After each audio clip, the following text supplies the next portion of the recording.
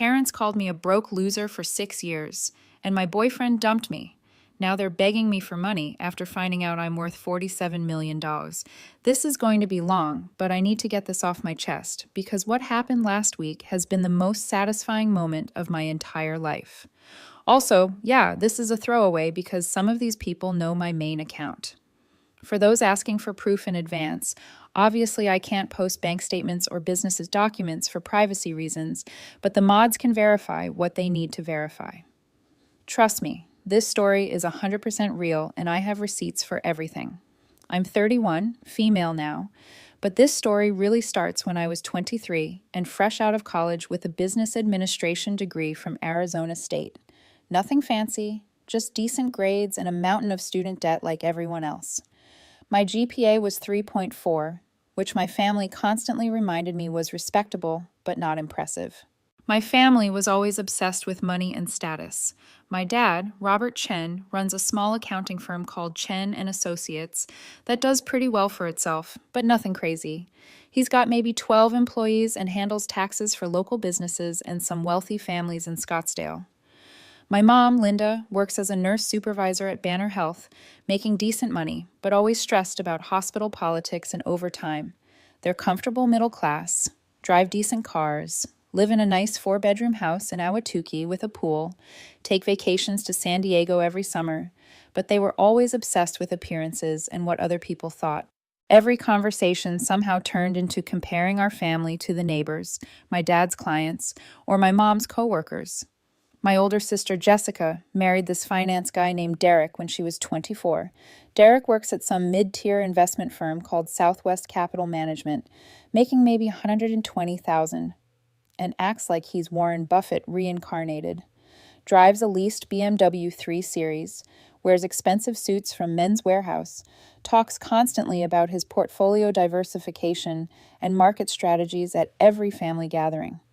My parents absolutely worship this guy because he fits their narrow definition of what success looks like. Derek closed another major account today, my dad would announce at dinner, like Derek had just won the Nobel Prize. Real estate investment trust for a client with $800,000 in assets. My mom would beam like Derek was her own son. Such a smart young man, so driven. Then there's me, Shirley. I was always the quiet, creative kid who spent too much time sketching product designs in my notebooks and reading business books instead of playing sports or socializing.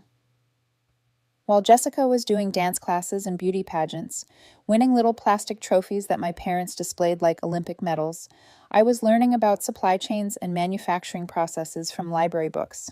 My parents saw this as antisocial behavior rather than valuable interests. They'd find me reading about logistics management or product development and shake their heads with disappointment. Shirley needs to learn how to network, my dad would say to my mom, like I wasn't sitting right there. Product development is fine as a hobby, but real success comes from relationships and sales ability. You can't make money sitting alone reading books. She's too introverted, my mom would agree. How's she going to succeed in business if she can't even make small talk at parties? When I graduated college in 2015, I couldn't find a decent job immediately. The job market was still pretty tough, especially for new grads without family connections or impressive internships. I sent out probably 200 applications over 4 months and got maybe 12 interviews. Most companies wanted 3 years of experience for entry-level positions, which made no sense. I finally ended up taking a position at a small logistics company called Desert Transport Solutions, making $42,000 annually while living in a terrible apartment complex called The Palms, with 2 roommates who left dirty dishes everywhere and played video games until 3:00 a.m. every night. The apartment had brown carpet that looked like it hadn't been cleaned since the 1990s, a kitchen with appliances that barely worked, and thin walls where you could hear every conversation from neighboring units. My family's reaction was predictably disappointing. See, this is what happens when you don't apply yourself, my mom would say during our weekly family dinners. Derek had 3 job offers before he even graduated because he worked properly and interned at prestigious firms. You should have studied finance or law, my dad would add. Business administration is too general. You need specialization to command respect in the marketplace. But the real problem wasn't my family's constant criticism. The real problem was my boyfriend at the time, Jack. Jack Rodriguez and I met during our junior year at ASU. He was studying marketing with a minor in communications and came from serious money. His dad, Carlos Rodriguez, owned a chain of successful car dealerships across the Phoenix metro area, Rodriguez Auto Group. You've probably seen their commercials on local TV with the jingle, "Rodriguez has the deals that make you smile." Jack was used to a lifestyle I couldn't even imagine. Designer watches that cost more than my monthly groceries. Weekly trips to expensive restaurants in Scottsdale where a single entree cost $45. Spontaneous shopping sprees that cost more than my monthly rent. Vacations to Cabo and Vegas funded entirely by Daddy's credit card.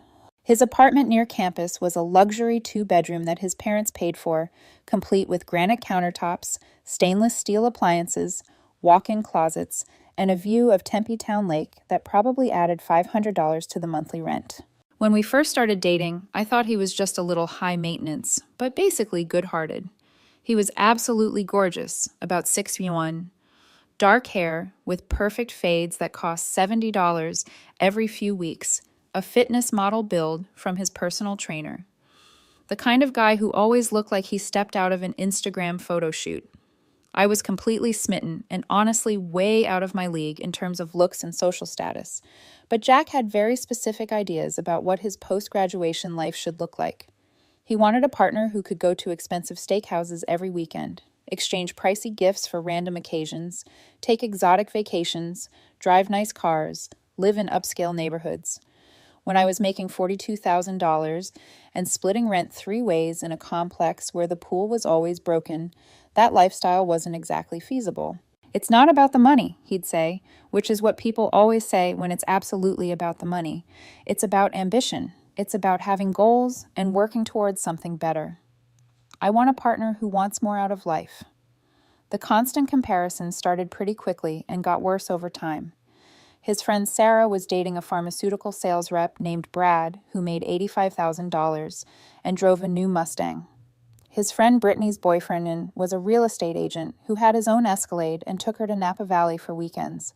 His friend Ashley was engaged to a guy named Connor who owned a CrossFit gym and was already talking about opening a second location. "I just don't understand why you're satisfied with so little," Jack would say when I'd suggest we stay in and order pizza instead of going to some overpriced steakhouse where appetizers cost $18. "Don't you want more for yourself, for us? Don't you want to build something meaningful?" The worst part was that he'd say these things in this calm, concerned voice, like he was genuinely worried about my lack of ambition, rather than just disappointed that I couldn't fund his lifestyle expectations. The breaking point came about 8 months into my logistics job. Jack wanted to go to his friend Kyle's bachelor party in Miami. The weekend would cost about $200 per person after flights, hotels, clubs, spa treatments, and expensive dinners. I had maybe $800 in my checking account after paying bills, and my credit cards were already carrying balances from trying to keep up with Jack's expectations. "Then figure it out," he said, like it was the most obvious thing in the world. "Put it on a credit card. Ask your parents for help. Pick up extra shifts. This is important to me." "I'm not going into debt for a party," I told him, "and I'm definitely not asking my parents for money to fund your vacation." "God, Shirley, you're so cheap." It's like you don't even care about my happiness or the things that matter to me.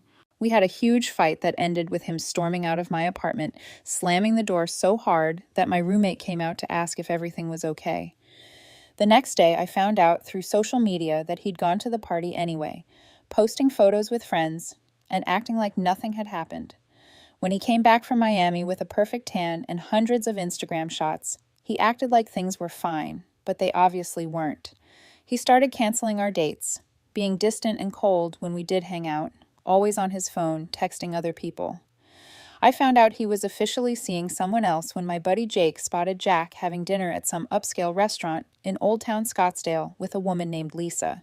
The breakup conversation was absolutely brutal and happened in my crappy apartment while my roommates were home, so they probably heard everything. "I just think we want different things," Jack said. sitting on my secondhand couch that had a visible stain from when my roommate spilled salsa during a Super Bowl party. You're content with mediocrity, and I'm not. I'm working towards something better, I protested. This job is just temporary while I figure out my next move. I'm learning the business, making connections. He actually laughed. Not a mean laugh, but worse, a pitying laugh.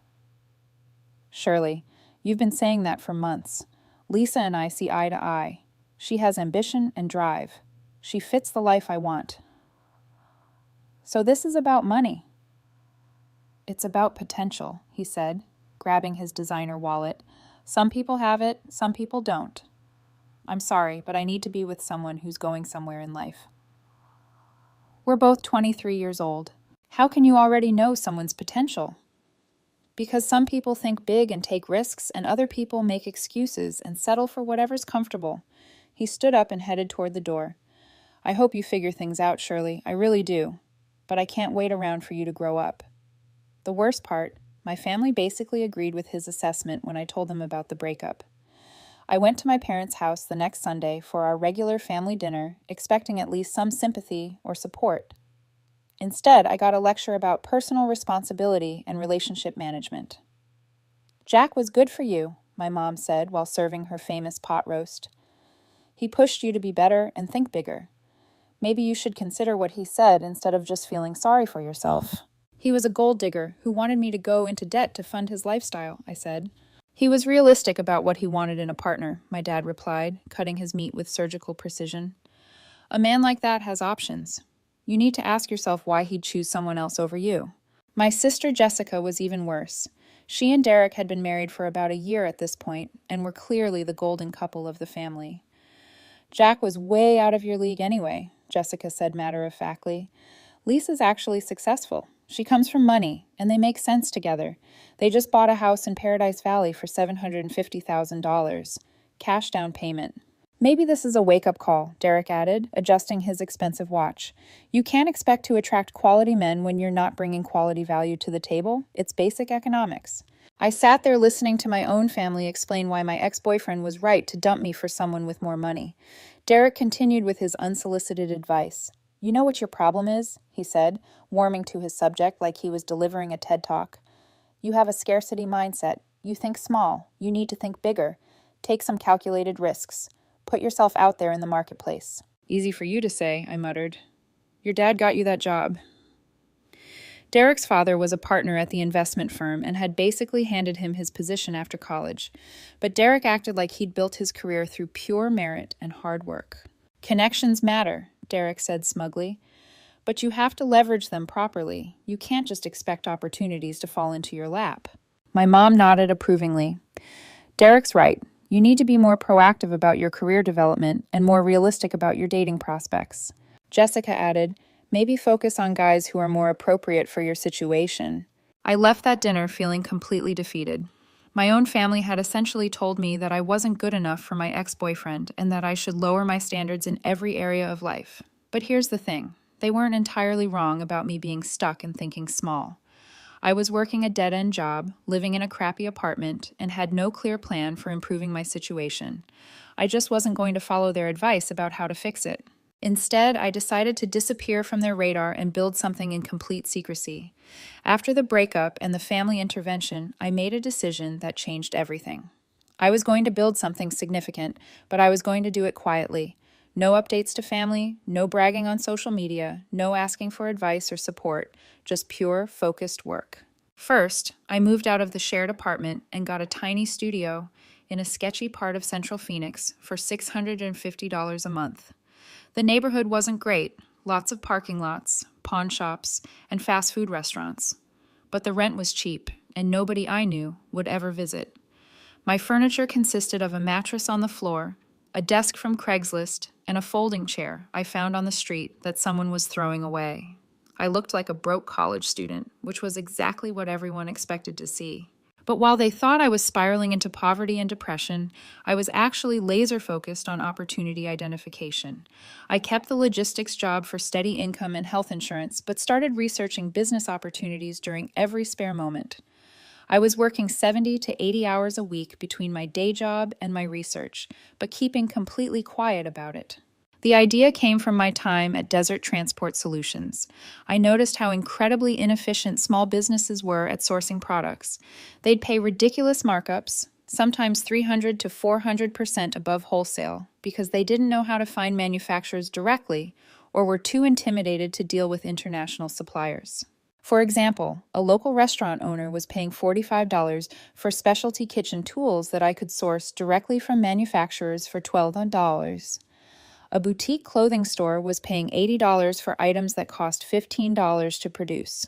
The margins were absolutely insane if you could cut out the middlemen and connect buyers directly with producers.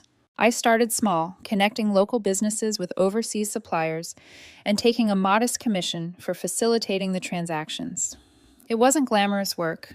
I'd spend hours researching factories in China and Vietnam, negotiating prices through email and broken English phone calls, coordinating shipments and customs paperwork. My first client was a local coffee shop owner named Maria, who was paying way too much for specialty ceramic mugs.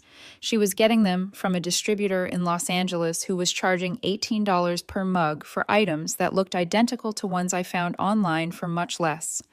I found a manufacturer in Guangzhou who could produce the same quality mugs with custom logos for 60% less, including shipping costs. My commission on that first deal was $340, which doesn't sound like much, but it was more than I made in a week at my day job and proved the concept worked. Word spread slowly through referrals. The coffee shop owner told a friend who owned a gift shop. The gift shop owner mentioned it to someone who ran a small restaurant chain. Within 6 months, I had 15 regular clients and was making an extra $2,000 to $3,000 per month. By the end of year 1, I was making more from my side business than from my logistics job. By month 18, I quit Desert Transport Solutions and went full-time on my own venture. But here's where my strategy got interesting. Instead of celebrating or telling anyone about my success, I actually started looking even more broke than before. I kept the terrible studio apartment, continued driving my 2003 Honda Civic with the dented door and faded paint, dressed like I shopped exclusively at thrift stores and clearance racks. Meanwhile, I was saving and reinvesting almost everything. My total living expenses were maybe $2,000 a month, and I was banking the rest. My family saw me driving the beat-up car and assumed I was barely scraping by on unemployment or odd jobs. "Shirley is really struggling," I heard my mom tell her sister during a family barbecue I reluctantly attended. "She won't even ask for help. It's like she's given up on herself." "It's sad," Derek said, standing by the grill in his polo shirt and designer sunglasses. "But not everyone can handle the pressure of real business." I smiled and nodded and kept building my empire in complete secrecy. The beauty of my business model was that it was almost invisible. I worked from my laptop, communicated through email and messaging apps, and met clients at coffee shops or their offices. Nobody knew how much money was flowing through my operation because everything looked casual and small scale. By year 2, I had over 40 regular clients and had started developing relationships with manufacturers who trusted me enough to offer exclusive deals. But more importantly, I began developing my own products. Year 2 was when things really exploded in ways I hadn't anticipated. I'd built solid relationships with dozens of manufacturers and had a growing list of retail clients who trusted my sourcing ability. But more importantly, I started identifying gaps in the market and developing my own proprietary products. I noticed that certain categories were underserved. Simple things that could be manufactured cheaply but sold for excellent margins because nobody was paying attention to them. Kitchen gadgets that solve specific problems, organizational tools for small spaces, fitness accessories that were overpriced in traditional retail. My first proprietary product was a modular closet organization system that I designed after seeing how poorly organized my clients' storage spaces were. The product cost $3.50 to manufacture in China, but solved a real problem that people were willing to pay $29.99 to fix. I moved 50,000 units in the first 6 months through a combination of online sales and retail partnerships. The profit margins were incredible. After manufacturing costs, shipping, and marketing expenses, I was netting about $18 per unit. That first product alone generated over $900,000 in profit. I reinvested everything into better products, larger orders, more sophisticated marketing strategies, and inventory management systems. The business grew from $5,000 a month to $30,000 a month to $85,000 a month. By early 2018, I was pulling in over $200,000 per month between various product lines and still growing rapidly. But I continued to look like a broke graduate student who couldn't get her life together. Family dinners became increasingly painful as my apparent failure contrasted with everyone else's conventional success. Jack had married Lisa in a lavish ceremony at the Four Seasons Scottsdale that probably cost $80,000. They bought a $650,000 house in Paradise Valley with a pool, 3-car garage, and mountain views. Jessica and Derek upgraded to a bigger place in Ahwatukee and started talking seriously about having children and building generational wealth. Everyone was moving forward with their lives, while apparently I was stuck in permanent adolescence. "We're worried about you," my dad said during one particularly uncomfortable dinner. "You're 27 years old and still living like you're in college. When are you going to get serious about your career and start building something meaningful?" "I'm working on some projects," I said vaguely, which was technically true, but deliberately misleading. "Projects," Derek scoffed, setting down his glass of expensive sparkling water. "That's code for unemployed. You need to get back into corporate America, build a real resume, start networking with professionals." "Maybe Jack was right," Jessica added, not even trying to be subtle. "Maybe you just don't have what it takes to really succeed in business." The irony was killing me. I was sitting there listening to people making $60,000 to $120,000 lecture me about success while I was generating more revenue in a month than they made in a year. But I kept my mouth shut and played the role of the family disappointment. Christmas 2018 was particularly brutal. My parents sat me down for what they called a life intervention.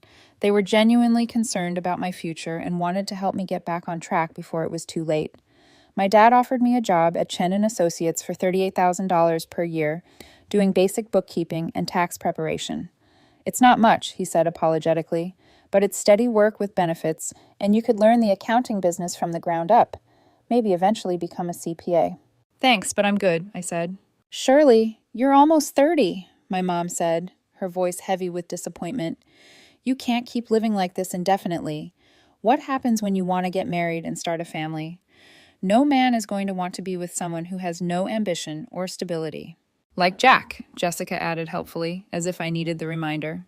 I looked around the room at my family, my parents in their comfortable middle-class home, Derek in his expensive sweater, talking about his latest investment strategy, Jessica, with her new diamond earrings discussing their vacation plans, all of them completely convinced that I was the family failure who needed their pity and intervention. "I'll think about it," I lied, knowing that my business had generated more profit that month than my dad's entire firm. The contempt was getting harder to hide. Derek started making jokes about my career in front of extended family. Jessica would change the subject whenever anyone asked about me. My parents stopped mentioning me to their friends and neighbors. During one family gathering, I overheard my mom talking to my Aunt Sarah about her children's accomplishments. "Jessica and Derek are doing so well," my mom said. "They're looking at houses in Scottsdale and thinking about starting a family. Derek just got another promotion." "What about Shirley?" my aunt asked. My mom paused. "Shirley is finding herself. She's always been different.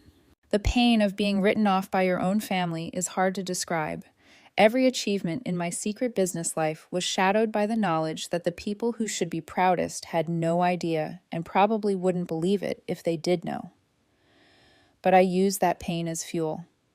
Every condescending comment, every disappointed look, every family gathering where I was treated like the charity case just made me more determined to build something so big that they'd have no choice but to acknowledge it.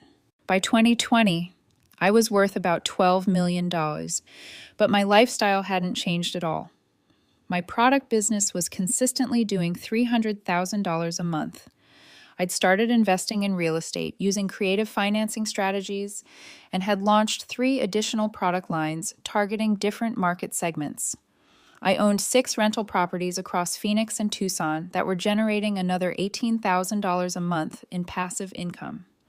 My investment portfolio included index funds, individual stocks, and some cryptocurrency that I'd bought when Bitcoin was still under 4,000. But I still lived in the same terrible studio apartment and drove the same beat-up Honda Civic. The cognitive dissonance was surreal. I'd spend my mornings reviewing financial statements showing seven-figure monthly revenues, then drive to family gatherings in my dented car, wearing clothes from Target clearance racks. The pandemic actually accelerated my business growth in unexpected ways. Everyone was buying products online, supply chains were disrupted, and small businesses needed reliable sourcing partners more than ever. My experience with international manufacturers meant I could keep inventory flowing when other companies couldn't get products. Revenue doubled, then tripled. By 2021, I was worth $28 million, and my monthly income was approaching $500,000. My family's attitude toward me had evolved from sympathy to frustration to outright embarrassment. They'd moved past worrying about me to being actively ashamed of my apparent failures.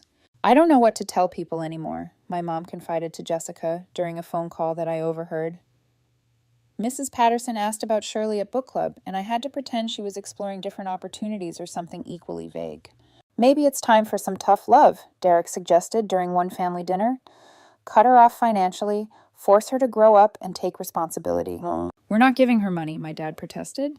"No, but you pay for her phone. You invite her to family vacations. You include her in family events," Derek replied. "You're enabling this lifestyle. Sometimes people need to hit rock bottom before they make real changes." This was particularly rich coming from someone whose parents had paid for his MBA and given him a $50,000 down payment on his first house. But Derek had convinced himself that his success was entirely self-made. The breaking point came in March 2022 at Jessica's 30th birthday party. It was held at some upscale restaurant in Old Town Scottsdale called The Mission, the kind of place where appetizers cost $22 and the ambiance is more important than the food. The restaurant had exposed brick walls, dim lighting from expensive fixtures, and servers who acted like they were doing you a favor by taking your order. Everyone was dressed in business casual or cocktail attire, sipping craft cocktails that cost $16 each. Jack was there with Lisa, looking exactly the same as he had in college. Perfect hair, perfect smile, dressed to impress. Lisa looked elegant in a designer dress that probably cost more than most people's monthly rent. They were the picture of the successful couple. I showed up in jeans and a t-shirt because I honestly didn't own anything nicer despite being able to afford the most expensive clothes in the city. I mean, I could have bought the entire restaurant chain, but they didn't know that. Jack made a deliberate point of coming over to say hello, probably out of some combination of curiosity and pity. "Shirley, oh my goodness, how are you?" He gave me the kind of hug you give someone at a funeral. Brief, awkward, and full of sympathy. "I'm doing well," I said simply. "That's great. You look—" He paused, taking in my discount store appearance. "Exactly the same as college." Lisa appeared beside him, her diamond bracelet catching the light. "Shirley, it's been ages. How's everything going?" "Can't complain," I said. "That's awesome," Jack said. "You know, if you ever want to get into something real with growth potential, I could always use a good administrative assistant. The marketing world is brutal, but I could teach you a lot." I smiled politely. "Thanks. I'll keep that in mind." Lisa touched my arm in that condescending way that wealthy people use with poor relatives. "It's so great that you're staying positive and keeping your chin up. Not everyone is cut out for big success, and that's perfectly okay. Some people are just meant to be workers, not leaders," Jack added, nodding sagely. "Nothing wrong with that. The world needs all types." They walked away, probably thinking they'd done their good deed for the day by acknowledging the family charity case who never got her life together. But watching them walk away, Jack in his designer suit and Lisa with her carefully curated elegance, I realized that I was done hiding. Done pretending to be something I wasn't. Done letting people who had accomplished far less than me treat me like a failure. That's when I decided it was time for the reveal. The next morning, I called my dad and asked him to organize a family dinner for the following weekend. I told him I had some important news to share and wanted everyone there. "Good news, I hope," he said, probably expecting me to announce that I'd finally gotten a real job, or maybe found a boyfriend who was willing to date down. "Life-changing news," I replied cryptically. Saturday night, everyone gathered at my parents' house. Jessica and Derek, my parents, even my cousin Mike, who happened to be visiting from Tucson. I'd specifically asked my dad to invite Jack and Lisa, which confused him, but he did it anyway. "Why them?" he asked. Trust me, you'll understand. I showed up in the same beat-up Honda Civic wearing jeans and a polo shirt I'd had since college. Everyone was already there making small talk and drinking sodas, probably wondering what kind of announcement the family failure could possibly have to make. The dining room felt familiar but different. I was seeing it through the eyes of someone who could buy and sell everything in the room without thinking twice about the cost. "Okay, Shirley," my dad said once we'd all sat down around the mahogany table. "You said you had news to share with everyone." Instead of making a speech, I pulled out my phone and opened my primary business banking app. Without saying anything, I handed it to my dad. He looked at the screen showing the account balance. His expression changed completely. He blinked, looked again, then set the phone down very carefully, like it might explode. "What is it?" my mom asked, leaning forward with curiosity. "The balance," my dad said quietly, his voice barely above a whisper. "It says $47.3 million. Complete silence. You could have heard a pin drop. "That's impossible," Derek said, grabbing the phone with shaking hands. "This has to be fake, some kind of app that lets you put in fake numbers." I pulled out my laptop and logged into my business dashboard, which showed real-time revenue, profit margins, inventory levels, and financial projections. The current month's revenue was $847,000 and climbing. "This is my company," I said calmly, enjoying the shocked faces around the table.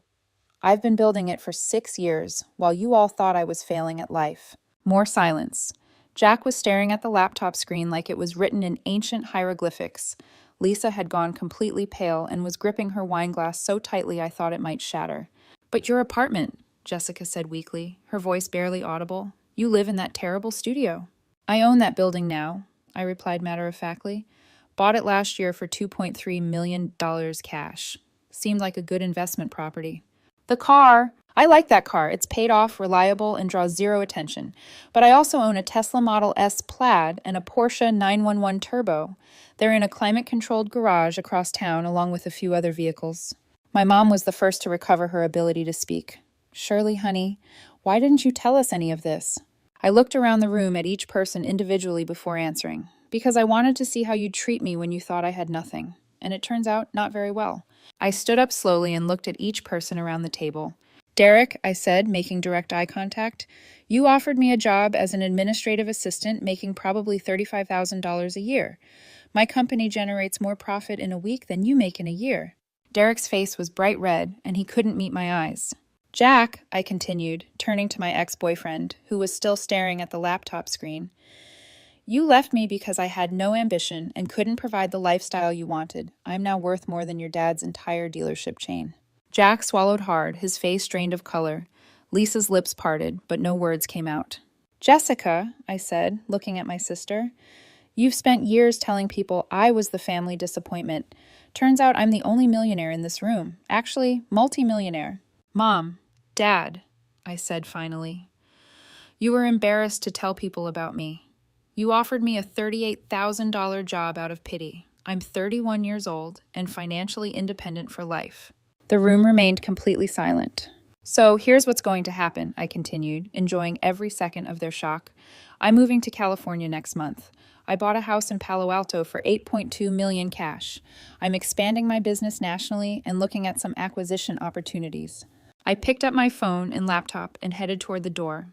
"Jack, Lisa," I said, pausing at the entrance to the dining room, "thanks for showing me exactly what kind of people you really are. That lesson was worth millions to me." "Jessica, Derek," I continued, "enjoy your mortgage payments, car loans, and middle-class lifestyle. Try not to give too much unsolicited advice to people who are actually successful." "Mom, Dad," I said finally, "maybe next time don't judge your daughter based on appearances. Some of us prefer to build wealth quietly rather than show off." I started to leave, then turned back one more time. "Oh, and Derek, that scarcity mindset you diagnosed me with? Turns out it was actually strategic patience. You should look into it." And with that, I walked out the door, got into my beat-up Honda Civic, and drove away from the most satisfying moment of my entire life.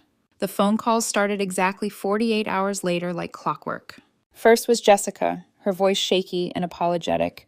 "Shirley, I'm so sorry. I had no idea what you were building. Can we please talk?" Then Derek, trying to sound casual and professional. "Hey, I was completely out of line. I'd love to discuss some potential investment opportunities with you if you're interested." My parents called together on speakerphone. We're so proud of you, daughter. We always knew you were special and would find your way. But the most entertaining call came from Jack 3 days later. Shirley, it's me. I've been thinking nonstop about what happened at dinner, and I realize I made a huge mistake years ago. Lisa and I are having some serious problems, and I keep thinking about us and how good we were together. Are you divorced? I asked bluntly. Well, no, not yet, but we're definitely having issues, and call me when you are. Actually, don't call me at all. Shirley, please listen. I was young and stupid and short-sighted. I didn't understand what you were building or how successful you'd become. We could be so amazing together now. You're right about one thing, I said. You were young and stupid. The problem is, you're still stupid. You're just not young anymore. And I hung up.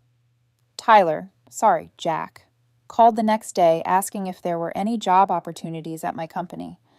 Jessica asked for help with their down payment on a bigger house. Derek wanted to discuss synergistic business partnerships and mutually beneficial investment strategies.